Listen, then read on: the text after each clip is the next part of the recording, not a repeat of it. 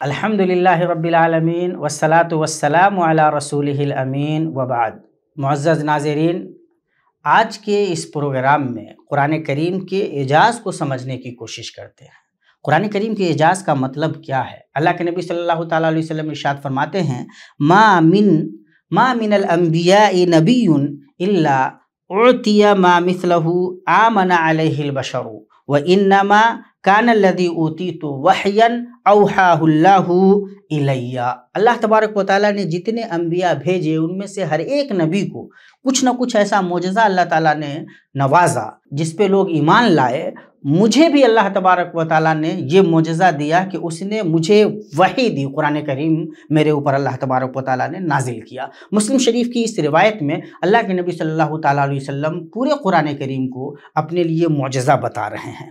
معجزہ کا مطلب کیا ہے؟ معجزہ کا مطلب یہ ہے کہ آپ اللہ کے نبی صلی اللہ تعالیٰ علیہ وسلم پہ اترا ہوا یہ کلام تمام عرب کے لوگوں کے لیے ایک چنوتی اور ایک چیلنج کے طور پہ پیش کیا گیا، لیکن وہ اس سے درماندہ رہے، عاجز رہے کہ وہ اس کا جواب دے سکے، اس کے مثل کوئی کلام پیش کر سکیں۔ اس پہ ان کا قادر نہ ہونا، اس جیسا کلام پیش نہ کرنا، جبکہ وہ بڑے قادر الکلام لوگ تھے، اس بات پر دلالت کرتا ہے کہ اللہ تبارک و تعالیٰ کا یہ کلام معجزہ ہے اور اس کے جیسا کوئی کلام نہیں لایا جا سکتا۔ جب آپ اس پہ غور کریں گے کہ اللہ تبارک و تعالیٰ نے جو یہ قرآن کریم یہ معجزہ نبی صلی اللہ تعالیٰ علیہ وسلم پہ اتارا اور آپ صلی اللہ علیہ وسلم کو اس سے نوازا، تو باضابطہ جو چیلنج اللہ کے نبی صلی اللہ تعالیٰ علیہ وسلم کے ذریعے اللہ تبارک و تعالیٰ نے اس قرآن کریم کو چیلنج کے طور پہ مختلف مرحلوں میں ان کے سامنے پیش کیا۔ چنانچہ پہلے تو اللہ تبارک و تعالیٰ نے فرمایا، قُلْ لَئِنِ اجْتَمَعَتِ الْإِنسُ وَالْجِنُّ عَلَىٰ أَن يَأْتُوا بِمِثْلِ هَٰذَا الْقُرْآنِ لَا يَأْتُونَ بِمِثْلِهِ وَلَوْ كَانَ بَعْضُهُمْ لِبَعْضٍ ظَهِيرًا۔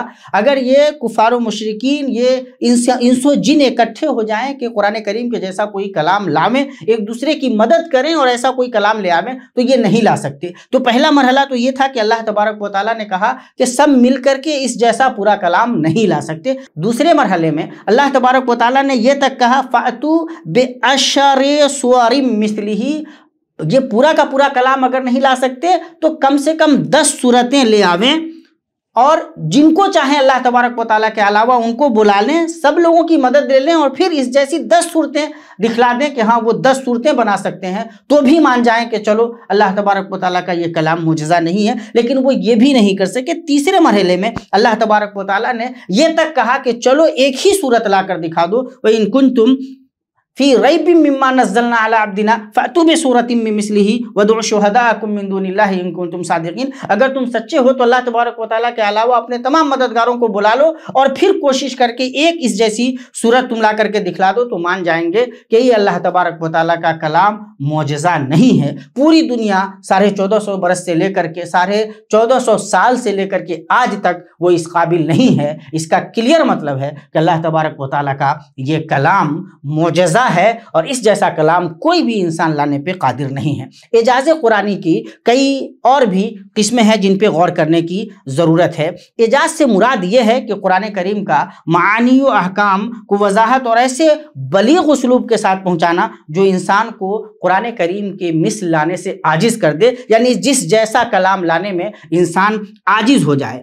اسی طرح قرآن کریم اللہ کے نبی صلی اللہ تعالیٰ علیہ وسلم پہ نازل ہوا۔ آپ صلی اللہ تعالیٰ علیہ وسلم خود پڑھے لکھے انسان نہیں تھے، ناخواندہ تھے۔ آپ صلی اللہ تعالیٰ علیہ وسلم دیکھ کر پڑھ نہیں سکتے تھے، لکھ نہیں سکتے تھے۔ اس کے باوجود اللہ تبارک و تعالیٰ نے اس کلام کو آپ کے اوپر اتارا اور آپ کے ذریعے پوری دنیا تک پہنچایا۔ چنانچہ اللہ تبارک و تعالیٰ نے اس سچائی کو اس آیت میں بیان فرمایا، وَمَا كُنْتَ تَتْلُو مِن قَبْلِهِ مِن كِتَابٍ وَلَا تَخُطُّهُ بِيَمِينِكَ إِذًا لَارْتَابَ الْمُبْطِلُونَ کہ آپ صلی اللہ تعالیٰ علیہ وسلم ایسا تو نہیں ہے کہ پہلے لکھتے تھے اپنے ہاتھ سے یا آپ پڑھتے تھے کسی کتاب کو کہ جو لوگ شک کرنے والے ہیں وہ درماندہ رہ جائیں۔ یہ بات بہت اچھی طرح سے ذہن میں رہنی چاہیے کہ اللہ تبارک و تعالیٰ نے اس قرآن کریم کو ہر اعتبار سے لوگوں کے لیے معجزہ بنا دیا، یعنی یہ کلام اس آدمی کی زبانی لوگوں تک پہنچ رہا ہے جو آدمی پڑھا لکھا نہیں ہے، امی ہے، ان لیٹرڈ ہے۔ اسی طرح اس کی جو صورتیں ہیں اس قرآن کے معجز ہونے کی، یعنی معجزہ بیان ہے، اس کے جیسا کلام نہیں لایا جا سکتا۔ اس میں ایک چیز یہ بھی ہے کہ اس کے جو الفاظ ہیں وہ غایت درجہ مختصر ہیں اور اس کے اندر معانی کی بھرمار ہے، بالکل بھرا ہوا لبریز ہے معانی سے. یعنی ایک چھوٹی سی آیت ہے اور اس پہ جتنا زیادہ انسان غور کرتا چلا جائے اتنا زیادہ اس کے اندر انسان کو اور بھی زیادہ معنی و مفہوم اور عبرتیں ملتی چلی جاتی ہیں. اسی طرح اس کے اندر گزشتہ قوموں کی خبریں دی گئی ہیں، ان کے واقعات بیان کیے گئے ہیں اور جو کچھ ہونے والا ہے اس کے بارے میں بھی تفصیلات بیان کی گئی ہیں. اور اللہ تبارک و تعالیٰ نے اللہ کے نبی صلی اللہ تعالیٰ علیہ وسلم پر جو یہ کلام اتارا ہے اور یہ جو تفصیلات بتائی ہیں وہ یقینی طور پہ صرف یہی ایک ذریعہ ہے ان کو جاننے کا، کوئی بھی دوسرا یقینی ذریعہ نہیں ہے، جس سے یہ بات کلیئر ہو جاتی ہے کہ اللہ تبارک و تعالیٰ کا یہ کلام معجزہ ہے. اللہ فرماتا ہے تِلْکَ مِنْ أَنْبَاءِ الْغَیْبِ نُوحِیهِ إِلَیْکَ مَا کُنْتَ تَعْلَمُهَا أَنْتَ وَلَا قَوْمُكَ مِنْ قَبْلِ هَذَا فَاصْبِرْ إِنَّ الْعَاقِبَةَ